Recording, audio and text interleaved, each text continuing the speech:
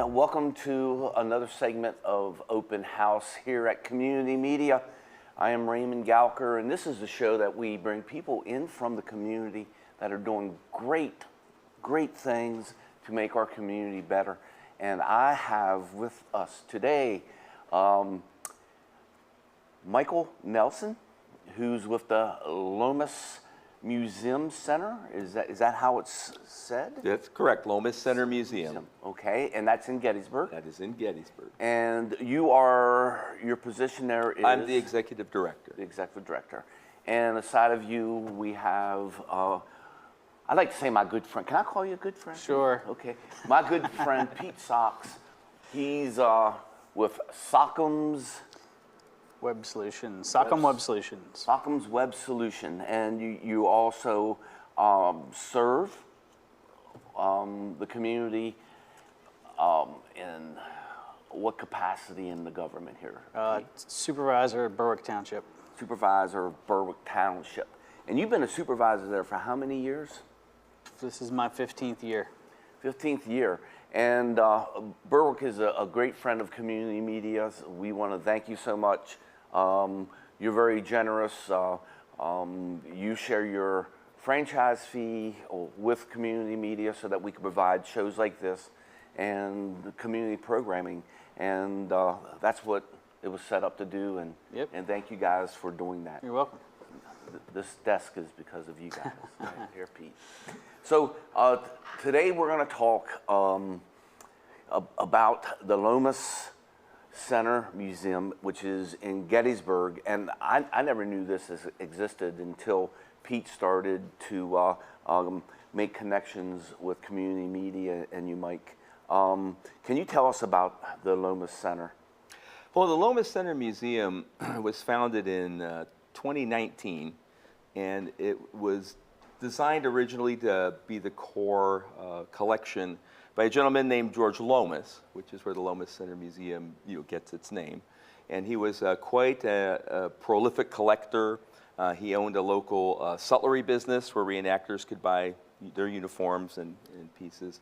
But the remarkable story about George is he was not a particularly educated man, and he wasn't a particularly well-read man.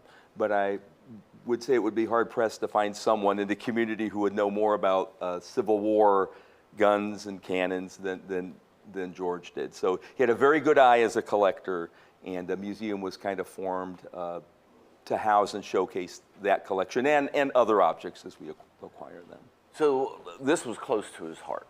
This is very close to his heart. This is named after him, obviously, so it's a pretty fundamental consideration. And then it's also an important collection. We have some very interesting objects, and it's important that we, as a museum, one of our functions is we keep things in the public trust and maintain them. So there's conservation and ongoing preservation work on. So you have his collection. Do you add to it, or is... We do. One of the things that the museum has kind of changed since I came on board, which was 2021, when I came in, it was strictly a Civil War museum. We're expanding that now to cover all of American military history. So we cover everything from French and Indian conflicts, this Revolutionary War certainly, right up through what was going on with the withdrawal from Afghanistan. So we're covering all periods of warfare from American soldiers and fighting men and women.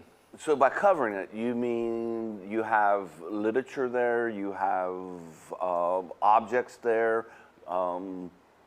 Yes, that's a great thing. We do have, as a museum, of course, our foundation is objects. So we do have objects from all of those periods, even things from early OSS, which was the organization that became the CIA. So we have a lot of material about how that spy agency developed, and that was largely during World War II. But we have everything that covers Korea, Vietnam, the Gulf War. A lot of things that we get comments on because there's still people alive who experienced that. So the objects to look at and documents that we can share as well. Well, that's sort of unique for this area, is it not? It is. There's obviously the concentration of interest in Gettysburg is and will always be the Civil War.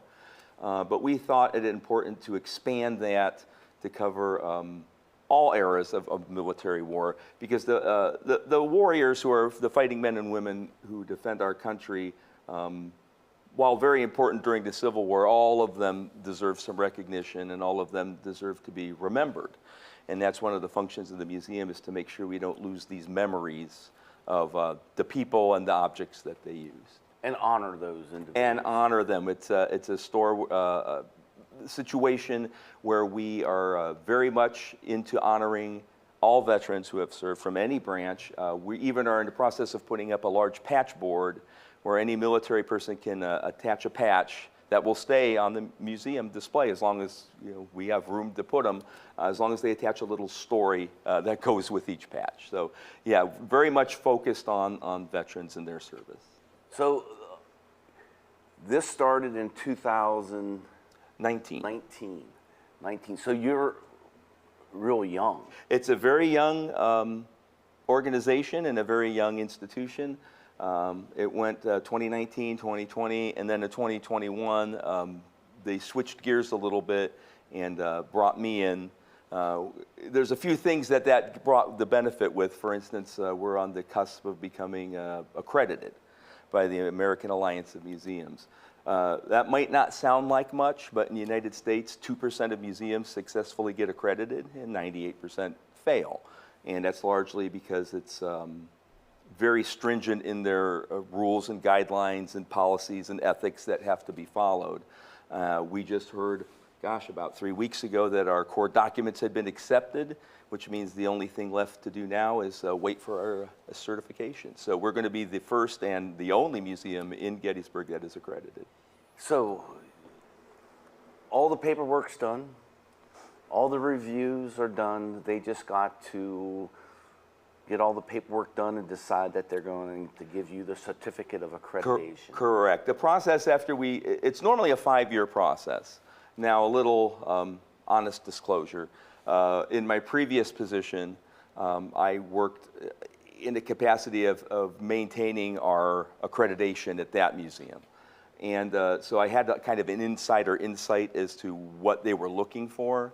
So it's usually a 5-year process, and it's a back and forth. You'll submit these plans and ideas and core documents, they're called, and then there's a back and forth to adjust them to meet their standards. The national standards that they produce are about 400 pages, so a pretty thick catalog you've got to meet. Because I had a lot of experience in that, we've shortcut that, and we applied in 2023, and we'll be accredited in 2024. Give me an example of something that you need to have to be accredited. Well, that's a really good question. So one of the things that to become accredited is, I'll use this as a good example because it's near and dear to my heart, is you have to have a core ethics policy. And that lays out very specifically things the museum may and may not do, and more importantly, what members who work or volunteer or are on the board, for example, at the museum, have to do to make sure we're maintaining ethical clarity. And that is the biggest fail point for most museums. And Is it really? It is. It's amazing. There are museums that I will not mention that are run by very big organizations in town that have failed repeatedly and almost invariably on the ethics, not on their conservation plan and not necessarily on their strategic planning for the future, but on the ethics, because it's a tall order. It's a very transparent and very meticulous record keeping to make sure that when taxpayers donate their money to the museum, they can be assured that it is going to be handled in an absolutely legal and ethical manner, and that's important. So it's more like funding issue. It's a funding. Yeah, when it comes to ethics, it has a lot to do with the funding, because to run a museum is not an inexpensive endeavor, and donors being the lifeblood of why we're still in business, if you will, is important they have assurance and confidence that the money is going to be spent properly, because face it, a lot of small museums, especially like we are, sometimes things get kind of confused between what was a donation and maybe what an owner has in their pocket, as an example, and paying bills with that might not be museum related, is not uncommon in a small museum. There's certainly nothing illegal about that, but they would be an ethical question as to did those donors understand that that's what that would be used for. You're using the money as expected. Exactly. So it holds us to a higher standard. Our ethics also include our pledge to keep things in perpetuity. So when we get an object at the museum, the object is for us to keep that, preserve it, conserve it. It requires, maintenance, if you will, to keep that in good shape. And that is something that is a very long-term commitment. And then there's even specifics in there if the museum for some reason would have to close. We're very limited as to what that closing, how that works, who gets what, and that sort of thing. Okay, so they deal with ethics. They deal with what else? Well, they deal with what's called your well, I don't want to get too technical. The term is the collection management policy. Okay. So as an example, a lot of people don't understand that this is really a great opportunity for the public to kind of come inside and see what museum people do. One of the things we have to look at a museum, I'll use an example, like if somebody wants to donate something to us, it seems like that would be simple enough. I've got this really cool thing, I want to give it to the museum, and the museum you would think would be okay. But in reality what happens is if somebody wants to donate an object, an original firearm or an original camping implement, we actually have a very strict policy we have to go. We'll accept it, but not as a donation yet. And then I have, as the director, start a very long process. I have to prove its provenance. I have to check international law to make sure there's no material in there that would be like sites prohibited. For example, a lot of people say, I've got this ivory-handled pistol. Well, if it's elephant ivory, you have to have a site certificate, or it's technically illegal and has to be returned to the country of origin. Or if it's something that from antiquity could have been stolen, for example. And you see a lot of that with what the Germans were doing near the end of World War II, kind of gobbling up a lot of art and artifacts. And when they make their way to museums, there's a very set course of what we must do to ensure it's legal, it's ethical, it's original, and that it hasn't been stolen, which is that provenance, the line of ownership, or if you will. Mm-hmm. And all of that has to be proved over a course of 60 days generally, and only then would we go back to the donor and say, okay, we're willing to accept this donation to the museum of an object. So you have 60 days to get the history of that it's object. A lot of work. Yeah, that's us trying to be reasonable. The national standards say you can take up to a year. I don't really think that's fair, especially if it's a valuable object, to tell somebody, well, we'll let you know in a year if we're going to keep it or not. So it's kind of our internal clock is 60 days, and we've maintained that so far. So it's a lot of work, but that's the one good example of how much more a museum is than just a collection of stuff. So now we talked about the finances for accreditation. We talked about the objects for accreditation. What else is the accreditation organization concerned about in order to make sure that you are 100% a solid organization? Well, one of the things that they had to do, and it's a very early step, is there are certain requirements for people to meet certain degree or credential requirements. Some of those would include an advanced degree, above a bachelor's degree. Some of them would include specific things like, are you accredited by a professional credentialing organization? So in my case, I have a PhD, so I met the criteria for an advanced degree. I'm also in the Registry of Professional Archaeologists, and that is a credentialing body that maintains really high standards for doing archaeology, which is my specialty. So in that case, it was pretty easy for us because we only had a staff of one, and that being me. So that was easy to prove. But as we grow, that is part of our consideration, is we can hire guides to come in who are just very knowledgeable laypersons, and there's nothing wrong with that, but we have to keep a specific percentage of credentialed professionals on staff to maintain the accreditation. So that's another good example. So the Lomas Center Museum, it will be accredited. It looks like it. It'll be the only accredited museum in Gettysburg, which is interesting enough. It is. But one component that makes the museum sparkle, shine, is you, Michael. You have your PhD. You have years as an archaeologist. You have experience working in another museum. Can you give us a little history of your background? Well, I have a very interesting background, and I would say I've got a long track record of failures that led me to something that was a success. So right out of college, basically I went into the military. And so I did my time in the military, and like so many people, I came out of that and went into law enforcement. And I was thinking that might be a career. I enjoyed the work. It's noble work. But one of the things that I did along the way, wanting to advance perhaps to a detective or an officer, they recommend you get a college degree. And I thought, well, anthropology sounds really good because they do crime scene investigations and that sort of thing. And along my way to my bachelor's in anthropology, I realized I had just had this tremendous love for archaeology and for ancient history. And so I believe it was like at year 12 or 13, I discussed it with my wife, who was a nurse at the time, and we talked about the financial burden that would happen if I walked away from a career and went back to school at 26 years old. But we decided it was a good thing to do. So then I got my master's degree at Vermont College, which was a lot of fun. And then I got my PhD at the University of Leicester, which is actually in the UK. And the result of all that is when I came back from there, I got hired in a large museum in Virginia. And that's kind of where I started. I also own a small business that we do archaeological consulting. My specialty is geophysical remote sensing, so we do a lot of ground penetrating radar. In the marine environment, we do side scan sonar and bottom profiling. So we kind of got a lot of tentacles out there for a small company, but between that and the museum, it keeps me pretty busy. But that's kind of the path that led me to being at the Lomas Center Museum.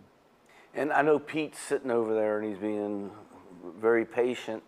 And we may be wondering, okay, what's Pete's association with Lomas Center? That's a great question, and I'll turn it over to Pete here after I give the brief introduction, although it's quite large. One of the things that we were lacking is any sort of social media presence. They had a Facebook page that had not a lot of followers. And that was it. And it was not really generating any interest. And so early on, I identified we need to get an IT professional who could help us with that. And Pete is the guy who got the job for that. And since then, we've grown to a really swell website and a Facebook page that's actually pretty active and gaining a lot of followers. We do a blog, we do a YouTube channel, cast of things now, where people can log on and see interesting little topics about things at the museum. So he's really taken it to the next level. And going forward, he's going to be in charge of all our QR coding. All of our objects will have a QR code, so someone can scan and get the story on that if they don't want to take a guided tour. They would rather walk through themselves. Or if they're hearing or sight impaired, there's going to be tools in there to help them. And then we have the Teacher Institute, which is going to be very internet-based. We're going to host teachers coming in to learn and get their contact hours for continuing ed, if you will, how to talk about things related to military history, give them some tools and some ideas, and a lot of videos, which is where you guys are gracious enough to help us with, for a video library where people who might not be able to afford to send a teacher from their district in for a hands-on workshop can do a Zoom workshop with us, or can just reference our video library. Homeschooling also. Homeschoolers, we're hoping, really dig that because they're all designed around the national curriculum with STEM and STEAM, which are the terms that you have to bake into everything you talk about these days. Well, we're managing to do that. And so if you're a homeschooler, those will be available. Just log on to the website and Mike, check you them made a out. great decision with Pete. I did. Yeah. He's my #1 guy. So, Pete, tell us your impression of Lomas, and then how close to your heart you got your excitement about the opportunities they're giving you. Because I'm sure not only the technical aspects, which I know you're going to be great at, but this must be exciting also because of the topic, the theme. Yeah. So when I first came into it and was introduced to Lomas Center, I was much like you. I had no idea it was there. Went in and Michael showed me around, and you know, you and I have had this conversation before. Graduated from Gettysburg High School, and as a teenager, you pretty much are like, tourists, get out of my way. I'm trying to get to my job or high school, whatever. And you kind of neglect the history in Gettysburg for a number of years. But in my late 20s, early 30s, it started to come back that I had an interest in Gettysburg, and that's kind of what I really like about the Lomas Center is the Gettysburg aspect and the overarching aspect of the military history that they're making available to everybody and educating everybody on. They don't sugarcoat the experiences of the wars for people. I mean, it is what it is. It doesn't need to be sugar-coated or manipulated in the presentation. You know, this is what it is. Here's what happened, and that's what kind of really I like about working with them and being a part of this. And of course, you know, I build websites and I do all that technical stuff in the background, and that's just something I do. And as my company's grown, I've had the ability to pick and choose who I choose to work with, and this is one of the clients that I really enjoy working with. And the exciting thing is you're helping to take Lomas Center to a new technical level in immersiveness of the experience, Yep. and also accessibility of the experience. Right. I mean, Michael pretty much reviewed everything that's kind of on the plate to do. We're just dipping our toe into the first steps of the QR coding. The Teacher Institute's going to be a big one. That's going to be interesting and easy to pull off, but it's going to be time consuming to do. But yeah, I mean, it's just it's a fun project. So the vision, Michael, is right now someone can come to the Lomas Center Museum, which is located where? That's at 50 Mayor Alley, right in Gettysburg. So if you're familiar with, it's kind of like between Steinware and Baltimore. The Farnsworth house is there. It's kind of directly behind that on an alley. So that's our biggest challenge is our location. It's kind of hard to find, but well worth finding. And you have definitely a website, like Pete has said, and what is the website? LomasCenterMuseum.org. .org. Okay, so people can find information there also. Yes. And if they wanted to get in contact with you, Mike, for any reason, they could just go to the website and do it that way? Exactly. If you go to the website and log on to our, or go navigate to our website, there's a contact form, but there's also, I believe, a way to, our phone number is listed. Phone number, with Facebook page and an link. email. So any of those things, I actually do read them. And I'm really glad Pete brought something up here, because one of the things that is foundational to a good museum experience is museums tend to believe they have to be like warm, fuzzy places for people to go and learn about history. But the best research shows museums should challenge your beliefs. And that's what I think Pete was referring to. We don't sugarcoat anything, and we tell you how it really is. And For example, the development of what people would today call the gun culture, the people who endorse and want to use firearms and its history going back, and there's a lot of misinformation out there where it wasn't quite like that, and not everybody had a gun, and a lot of poo-pooing in the environment. But when you go back and look at colonial times, pretty much it was a required tool for survival, because if you didn't have a fowling piece, what we would today call a shotgun, you didn't eat. And if you wanted deer, for example, for skin, so you could have clothes, you had to have a rifle. So these are things that are fundamental, but frankly make some people very uncomfortable talking about, or the sacrifices that soldiers, have to make on a battlefield when we discuss a battle where there was, losses. Some people don't really want to hear that, but, that's a fundamental part of, that sacrifice to better our country, to protect us, to forward our basic requirement for defense and what we stand for. It's all kind of intertwined with something as violent as, a war. And so there's no easy way to sugarcoat that, though some institutions try. And they do on TV. And they do on Very TV, much very so. much. But our philosophy is, I want you to come to our museum and enjoy a lot of stuff, but I want you to hear some things that make you sit up and go, wow, I've never really thought about that. And it might even be a little uncomfortable, but you'll go away with a lot more knowledge and probably a broader appreciation for it. Appreciation that you didn't have to go through that. Some people have, that like you served, but I just imagine often that right now there's a war going on somewhere, and there's a parent who just wants to take care of their family, but it's not safe, and they're in a position where they have to protect their family and their beliefs and their nation. And that's not an easy thing.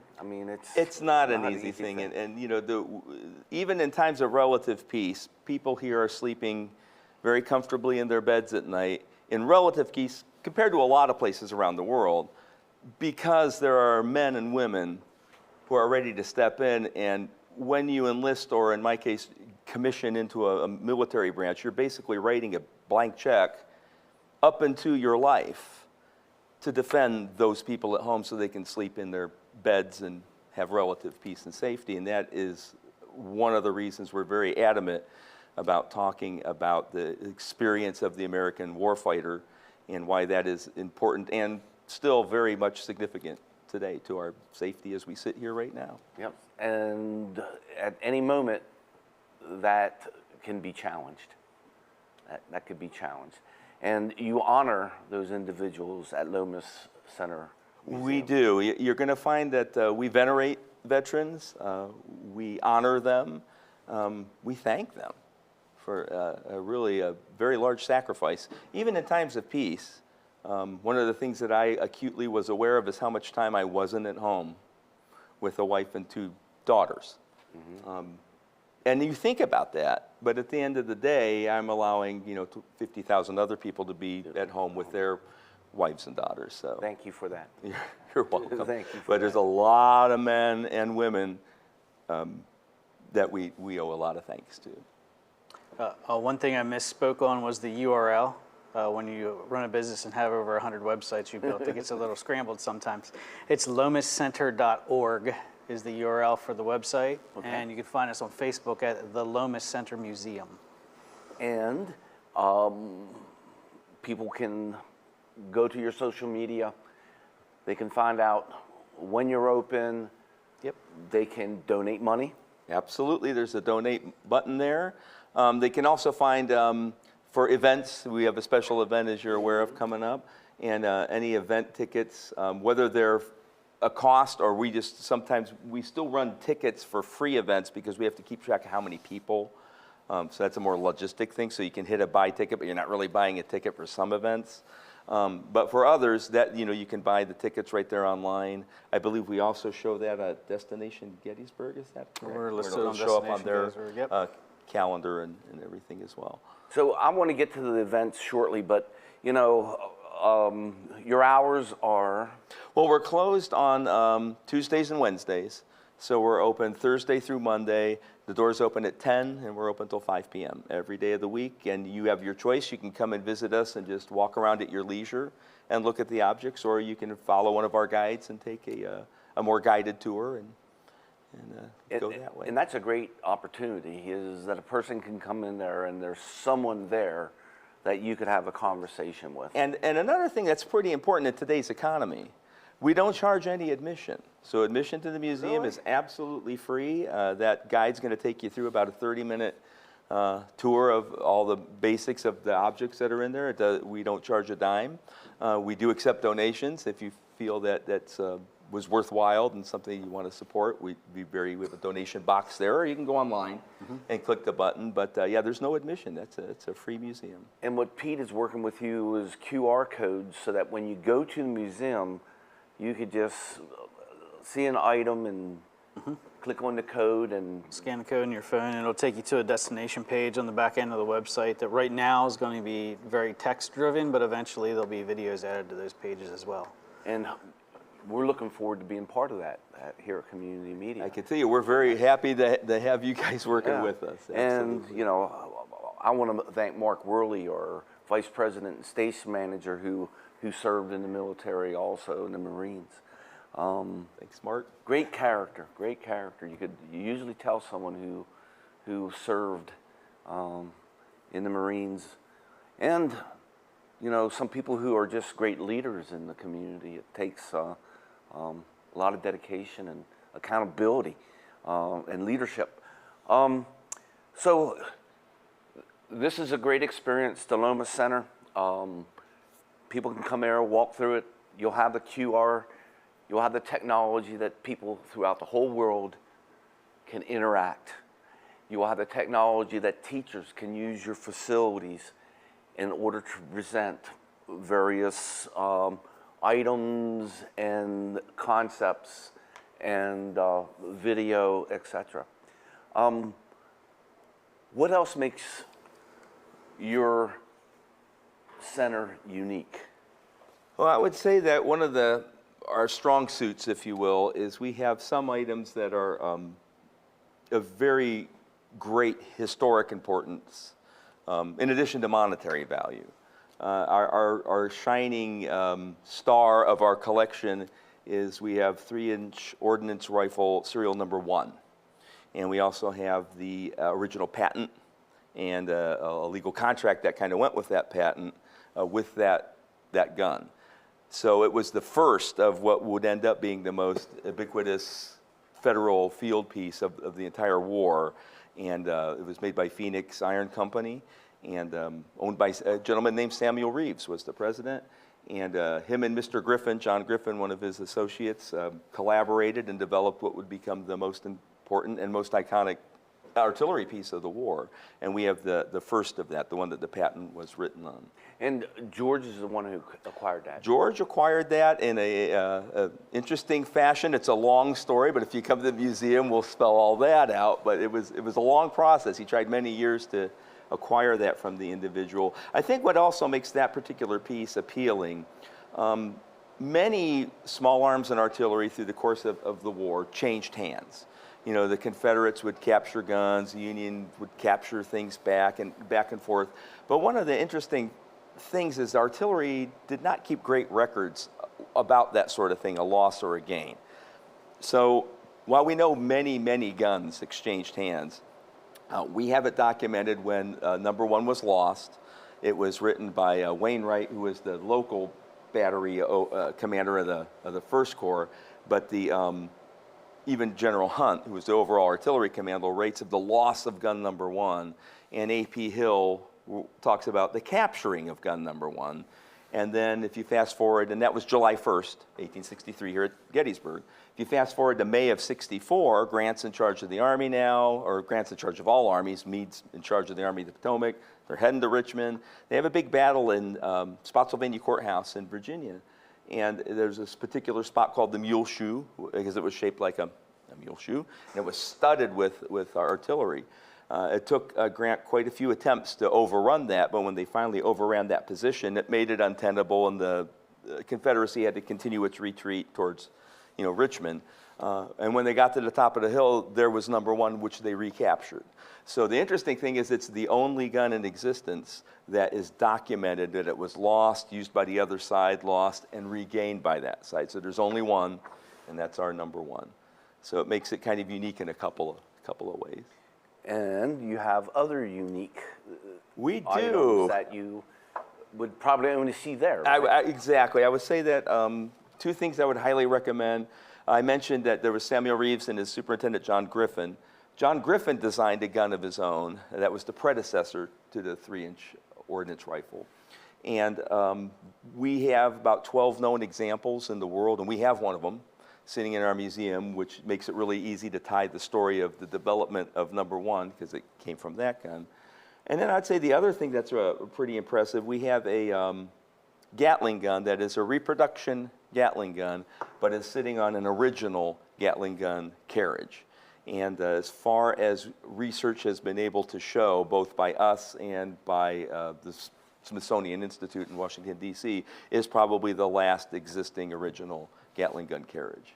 So quite a few things to come that you won't be able to see anywhere else. Place. Exactly. So, you know, your center museum, Lomas, is unique in many different ways, you know. It costs money to do anything, more or less, run a museum, and you don't charge any money for people to come in. So you have people that donate, you have grants that you acquire. Yes, we've applied for a number of grants since I've been here. And that's the piece of the puzzle where the accreditation also comes in. When you're accredited, your likelihood to get larger grants is exponentially increased because you've proven your trustworthiness and ethical standards and transparency. With money. With people, tax, free money from donors. And so that's kind of an integral part to going forward. But yeah, we survive pretty much on small grants right now and the gracious donations of our followers and benefactors. And that's something Pete works on, is expanding. We have an e-blast list that goes out, and we tell them what we're looking for. And then, like I said, we have events like the one we alluded to coming up. Let's talk about some of the events let's talk about some standard events that you have yearly. Do you have, in January, we usually have this event. Every January, you can look for this, or... I would say yes and no. So, of course, the big dates, the July 4th weekend, we will always have programming. Remembrance Day weekend is another one we will always have programming over. But we have a series of speakers, as an example. We call them our scholars in residence, and they will do free lectures or talks, presentations on very specific topics that are deep. If you go to round tables or you go to a lot of places and hear a presenter, it's typically pretty topical. And we're trying to break that mold and provide things to the community where if they really want to dive deep, learn more about a subject at a much deeper level, and including things like the citations behind it that prove it. We have a series of speakers who will do that. And then we also host lighter topics. We have a couple of people who come out and do, one of them does a Civil War chaplain. And she's very good at it, and she's actually a ordained reverend in the real world, but she talks about the importance of the chaplaincy and does a program on how they were integrated with the Army and that sort of thing. And those are scattered throughout the year, and those are all found on our website. And it's not always Civil War based. It's not always Civil War based. So when we did, I think our last scholar in residence talked about the plans in 1941 that the Russians had drawn up to try to attack the Germans before they ended up attacking them. And that particular scholar, who's one of our guides, has a PhD in Russian history, speaks fluent Russian, lived in Moscow about 5 years, and translates, has made a career out of translating Russian documents. So when he speaks, it's from a very place of high authority, and people will say, well, where did you get that document? And he'll have it with him, and he'll read it to you in the Russian and then tell you what it says. And so we have deep dive folks like that.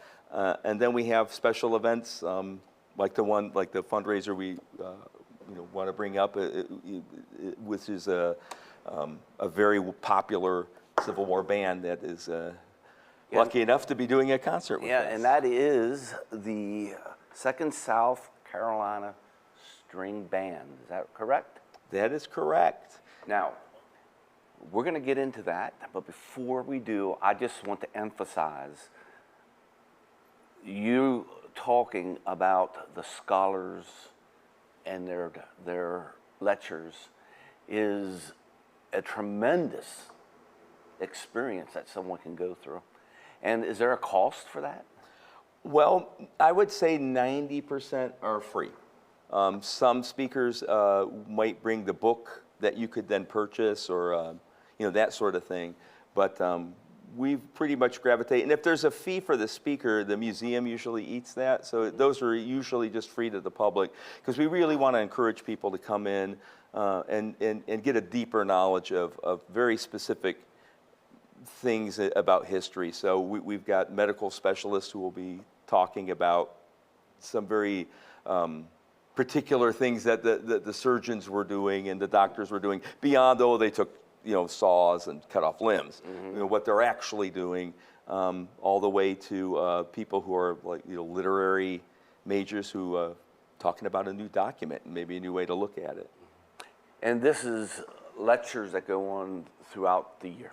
Yes, they're sprinkled throughout the calendar year-round. And they're on your website. They are on our website, and I think most of them end up on Destination Gettysburg. Yeah, all the events we put on Destination Gettysburg as well. So if you're just kind of looking to see what's going on in town, Destination Gettysburg is a great resource.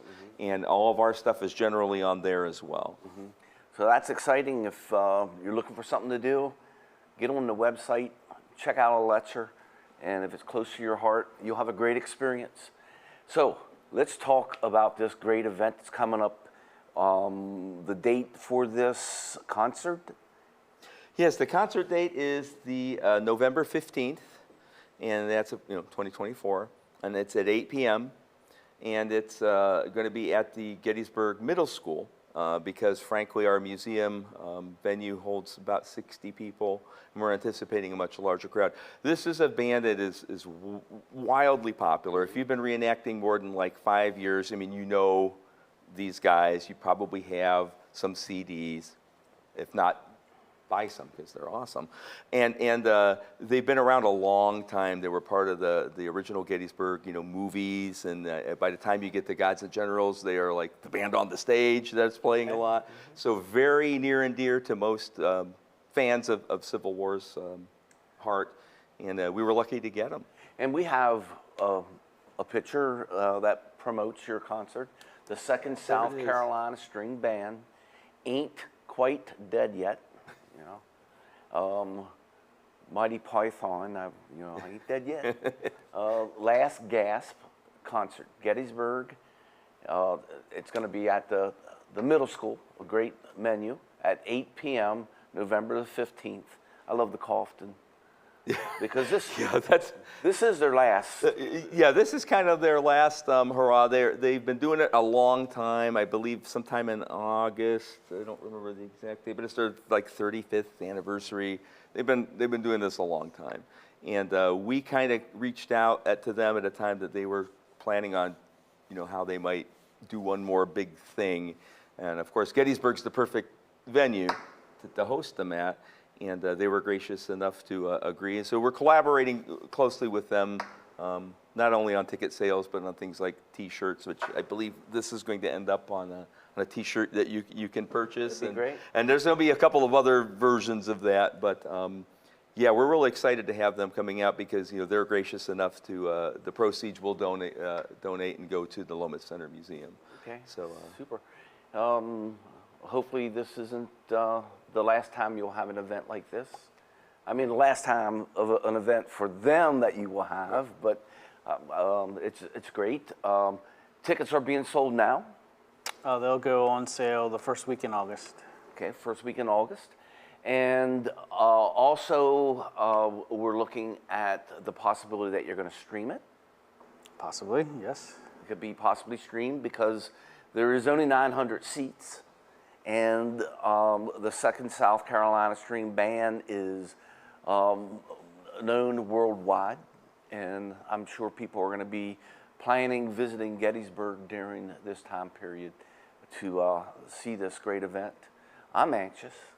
It's going to be fun. Yeah, it's going to be fun. And, usually Remembrance Day brings a lot of people to town and a lot of reenactors to town. And we're hoping that this will give them another chance to see this great band.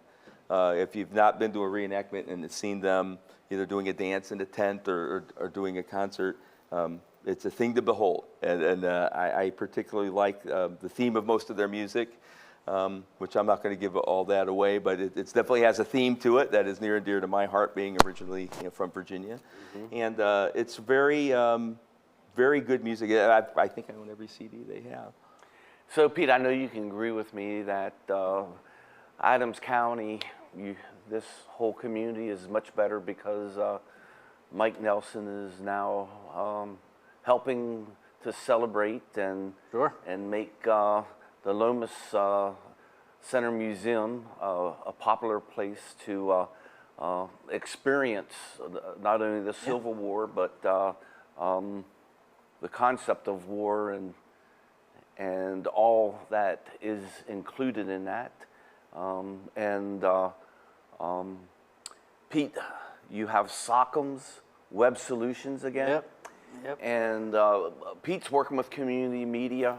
If you're a nonprofit and you want to expand your social media reach, get a hold of community media or Pete, and we work together to bring you an affordable solution to reaching out to the community so that you could provide your services, you could accomplish your mission, and hopefully find people who will come aside of you financially, if not physically, to make that possible. Because the great community is a connected community, mm-hmm. and everyone has something unique to give. And again, Mike, we're glad that you have brought your uniqueness to Adams County. Well, I'm glad to have done so. I mean, museums are all about community. We're very invested in being in the community and staying here, and hopefully people will become invested in liking what we do. Good. So, hey, we're at the end. I hope you enjoyed the show. Pete, is there anything you'd like to say before we leave? I think you did a good job, as always, Ray, bringing out the information. Thank you, Pete. Yeah. I thoroughly enjoy being with great people, good people. Would you like to say anything to everybody before you leave, Mike? I would just say appreciate giving the Lomas Center a look. It's not an easy location to find, but I haven't had anybody that I've spoken to that said it wasn't worth walking down that alley to where we're located and seeing what we have to offer.